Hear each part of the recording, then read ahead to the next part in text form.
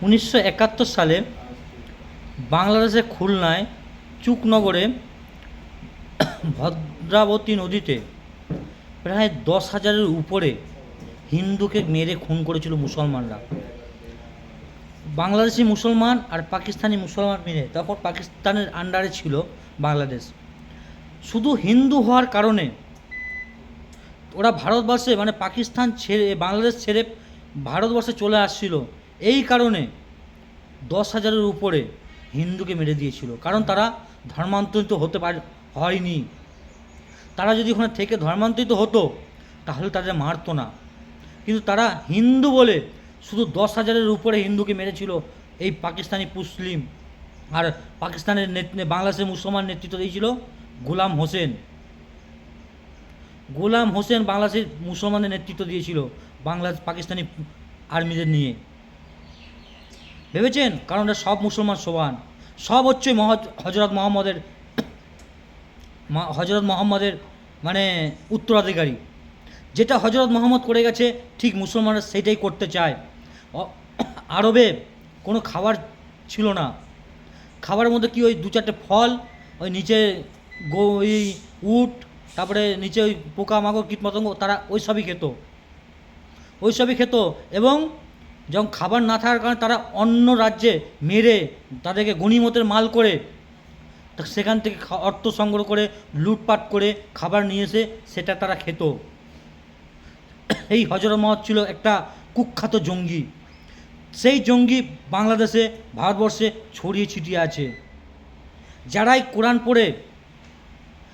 পড়েছে তারাই এক একটা জঙ্গি। যারাই কোরআন পড়েছে তারাই একটা জঙ্গি। কোরআনের সূরা তওবা আয়াত নম্বর 5-এ কী লেখা আছে? যারা মুশরিক, যারা কাফের, তাদেরকে হত্যা করো। একটা জঙ্গি নামক গ্রন্থই এটা বলতে পারে, আদার্স কিন্তু কোনো গ্রন্থ বলতে পারে না। একটা যে গ্রন্থ জঙ্গি সেই বলতে পারে যে অন্য ধর্মের মানুষ যারা মূর্তি পূজা করে, এখানে যদি বলতো অধর্মকে হত্যা করো তাহলে একটা কথা ছিল। কিন্তু তারা সেখানে কোনো ধর্ম অধর্ম দেখেনি।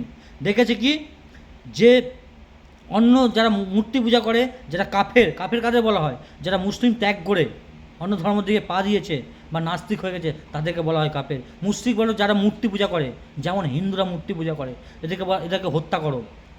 ওত পেতে বসে থাকো, যেখানেই পাবে যেমন মৌকা পাবে তখন তাদের হত্যা করো। যখন পাবে না, সুযোগ পাবে না, তখন ভাইচারা দেখাও, যেটা ভারতবর্ষে দেখাচ্ছে। এখনও সময় আছে। এই যে ইতিহাস আমাদের উল্টে রেখেছে, ভুল বুঝেছে, এখানে হিন্দু মারা গেছে বলে এই ইতিহাস পড়ানো হয় না। কারা মেরেছিল? মুসলমানরা বলে এই ইতিহাস পড়া হয় না।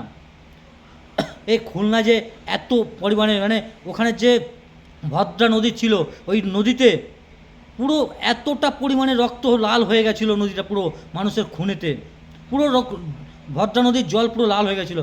এমনকি জলের স্রোত সেটা পর্যন্ত বন্ধ হয়ে গেছিলো মানুষের লাশেতে। বুঝতে পারছেন?